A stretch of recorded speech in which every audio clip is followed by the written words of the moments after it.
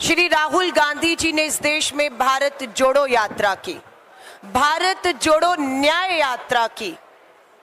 हमें इस देश में लोकतंत्र में, संविधान में, संवैधानिक हक, एक वोट के अधिकार को बचाने के लिए वोट अधिकार यात्रा भी करने पड़ेगी, ये कभी सोचा नहीं था।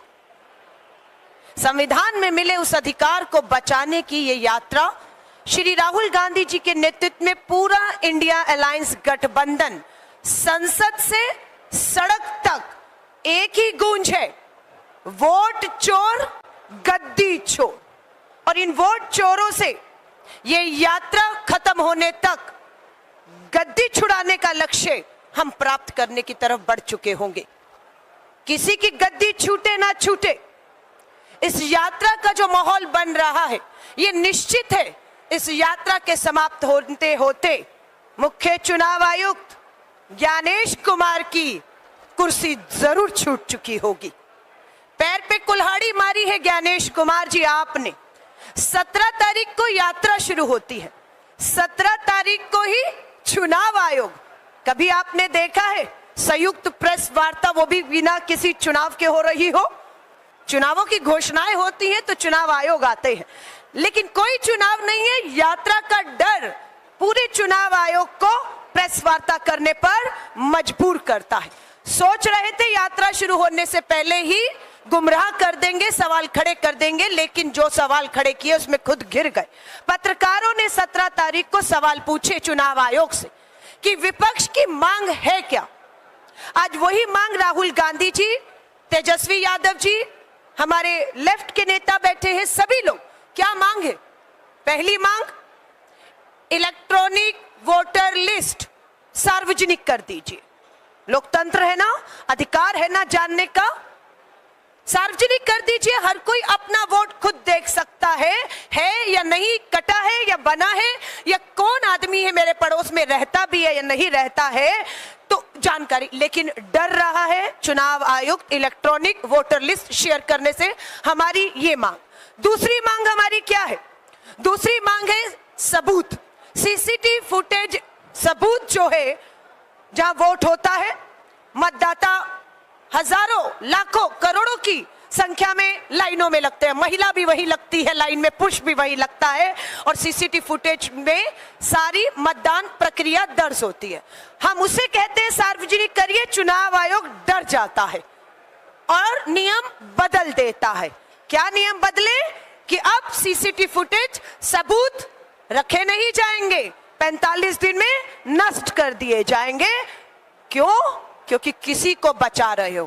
कौन है वो? वोट चोर है, वो चोरी की सरकार है और मुंह पे कह रहे हैं। संसद में आज देखिए मल्लिकार्जुन खड़गे साहब, प्रियंका गांधी जी, सोनिया गांधी जी, अखिलेश यादव जी, लेफ्ट के नेता, सारे नेता पूरी संसद में बिहार में SIR की जो घोषणा की, मात्र चुनाव से कुछ महीने पहले 8 करोड़ मतदाताओं की गिनती, 65 लाख कट गए, 20 लाख मृत घोषित कर दिए गए मात्र 1 महीने के अंदर।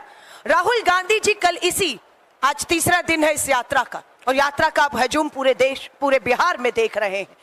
उन्हीं मृत लोगों को, मृत लोग नहीं कहूंगी, चुनाव आयोग के मुताबिक मृत मतदाताओं को, और कहें तो उनके भूत को, चुनाव आयोग की नजर में उनके भूत को राहुल गांधी जी मिले हैं, बात की है, लेकर आए हैं कि हम जिंदा हैं, लेकिन चुनाव आयोग ने हमें मृत घोषित कर दिया है।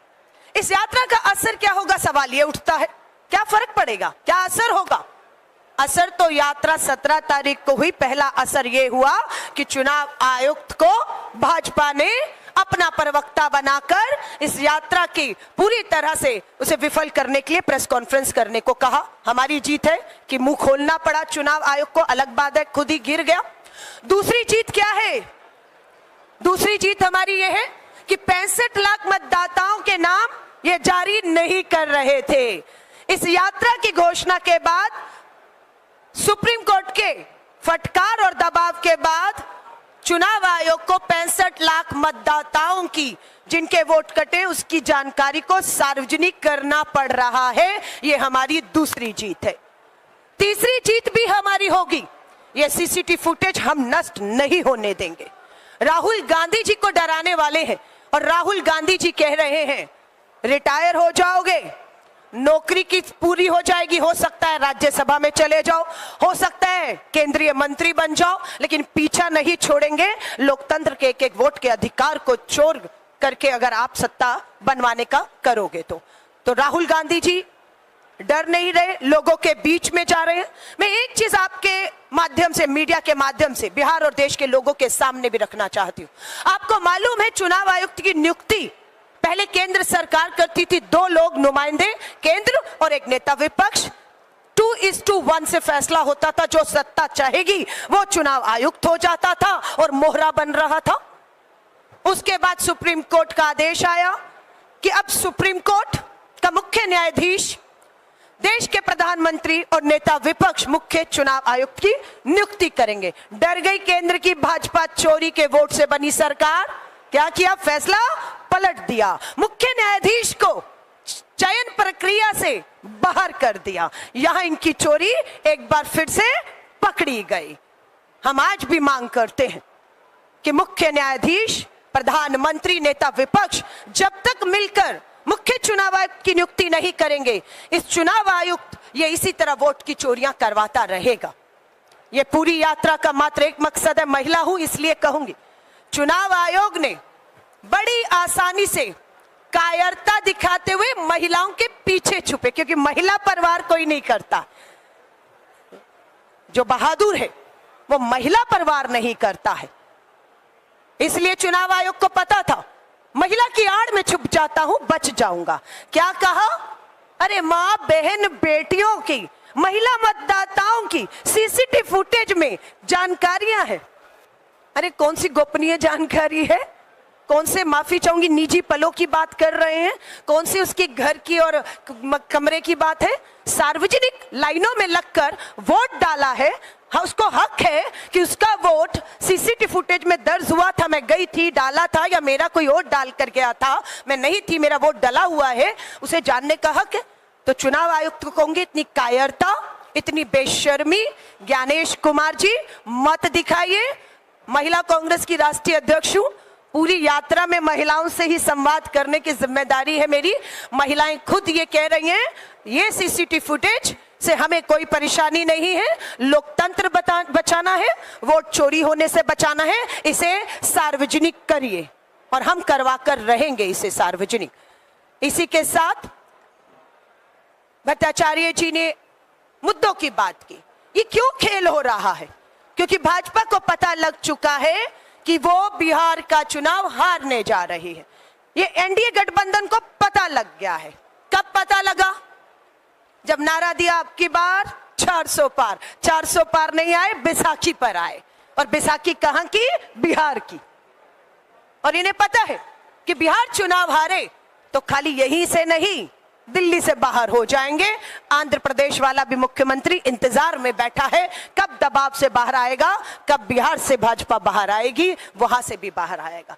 तो ये दिल्ली की अपनी सत्ता बचाने के लिए अपने भ्रष्टाचार, कितने हजार करोड़ का अभेजी, 70,000 करोड़ का भ्रष्टाचार सीएजी की रिपोर्ट में आया है।